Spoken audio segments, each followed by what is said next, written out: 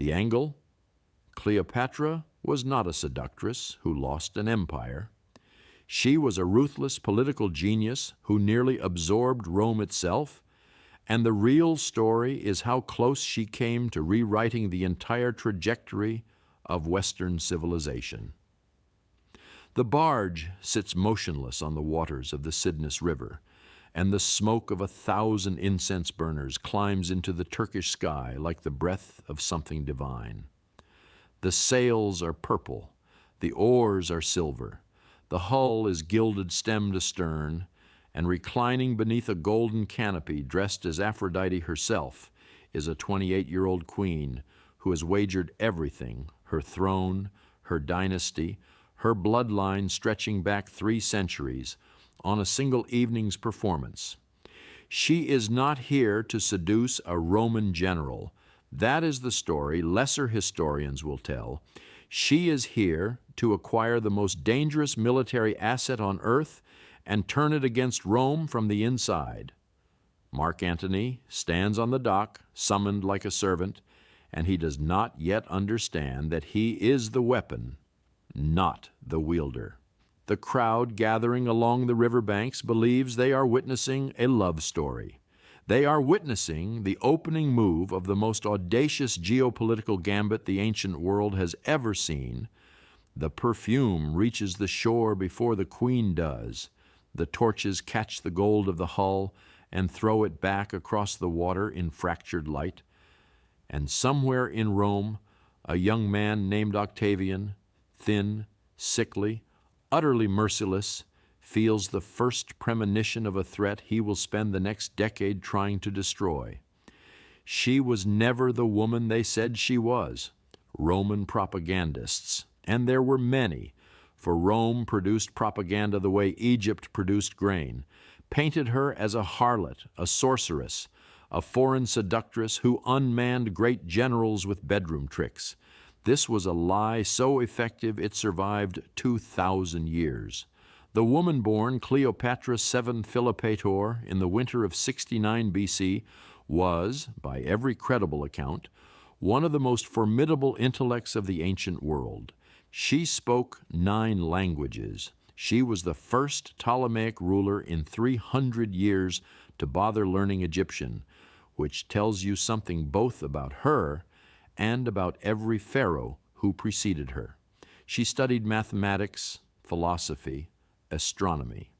She personally oversaw the economics of the grain trade, understood currency manipulation, and could debate with scholars at the Mouseion of Alexandria on their own terms. But intellect without power is philosophy, and Cleopatra wanted power. She had to. The Ptolemaic dynasty was a family that murdered its own with the regularity of seasonal flooding. Her father, Ptolemy I, had clawed his way back to the throne only by borrowing ruinous sums from Roman financiers, effectively mortgaging Egypt to the Republic. Her older sister Berenice seized the throne during his exile and was executed upon his return.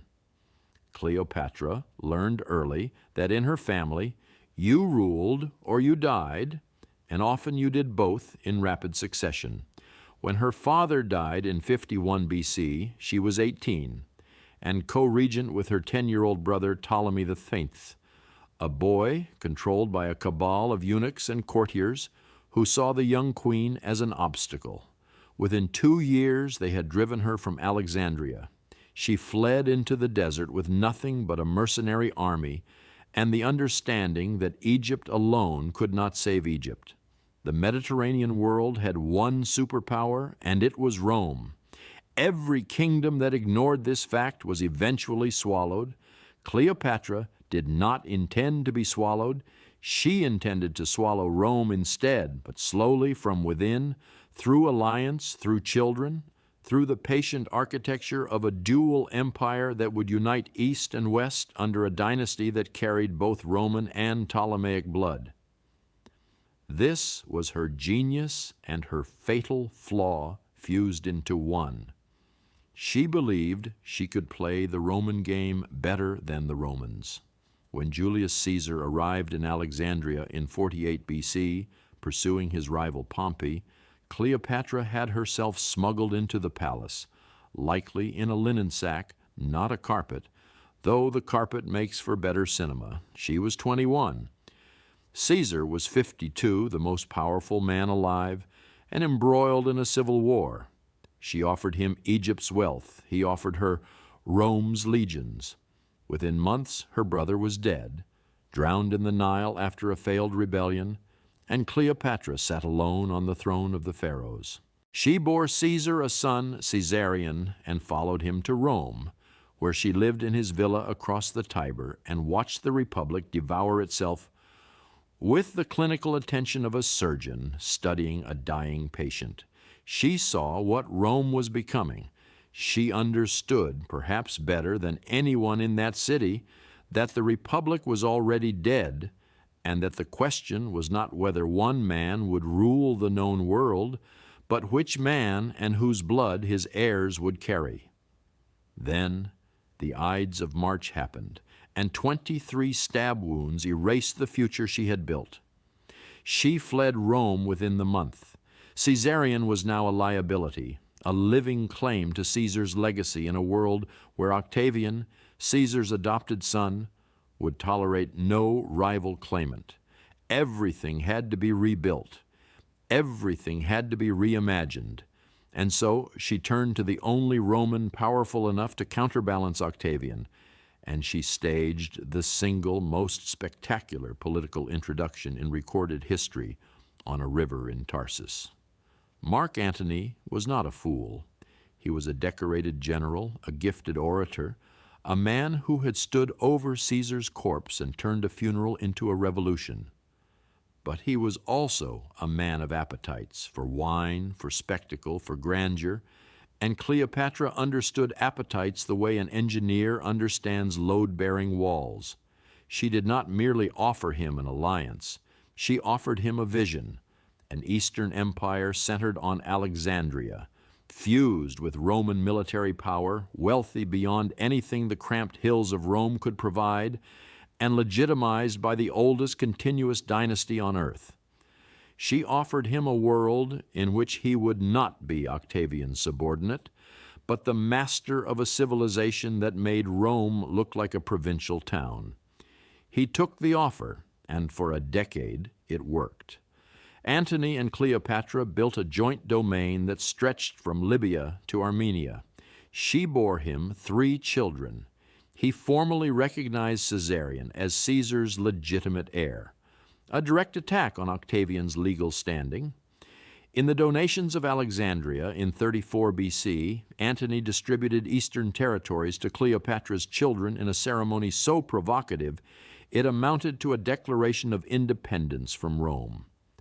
Cleopatra sat on a golden throne dressed as the goddess Isis, her children arrayed beside her as kings and queens of kingdoms that had been Roman client states only months before. You are standing in the crowd at Alexandria that day, and what you see is not a foreign queen overstepping her bounds. What you see is a new world order being proclaimed in public. The Mediterranean split in 2, West and East, Latin and Greek, republic and monarchy, and for one incandescent moment, it seems as though the East might win. But Octavian was watching. He was always watching. He was not a great general, not a charismatic leader, not a man anyone would follow into battle for love, but he was the most gifted political manipulator Rome ever produced, and he understood something Cleopatra did not: that Rome's greatest weakness, its xenophobia, its terror of Eastern decadence, its ancient hatred of kings, could be forged into a weapon sharper than any sword. He declared war not on Antony, which would have been civil war, but on Cleopatra, which made it a patriotic crusade against a foreign enemy. He read Antony's will aloud in the Senate, illegally obtained, possibly forged, and let Rome hear that Antony wished to be buried in Alexandria, not Rome. The message was devastating. Antony had gone native. Antony had been conquered by a woman. Antony was no longer Roman. The war that followed climaxed at Actium on September 2nd, 30 BC. In the shallow waters off the Greek coast, Antony's massive warships faced Octavian's faster fleet, commanded by the brilliant Admiral Agrippa. The battle lasted hours. Cleopatra, commanding 60 Egyptian vessels in the rear, broke through the line and fled south with the war treasury. Antony saw her sails retreating and abandoned his fleet to follow her. The greatest navy in the eastern Mediterranean was left leaderless in hostile waters. It surrendered by nightfall. Whether Cleopatra fled in panic or executed a planned withdrawal with the treasury remains debated. What is certain is that Actium ended the dream. They retreated to Alexandria. Antony drank. Cleopatra negotiated desperately with Octavian, offering abdication, offering treasure, offering to rule as his client. Octavian refused everything. He wanted her marched in chains through Rome for his triumph. When Antony received a false report that Cleopatra was dead, he fell on his sword, botching it, and was carried bleeding to her mausoleum, where he died in her arms. Cleopatra survived him by days.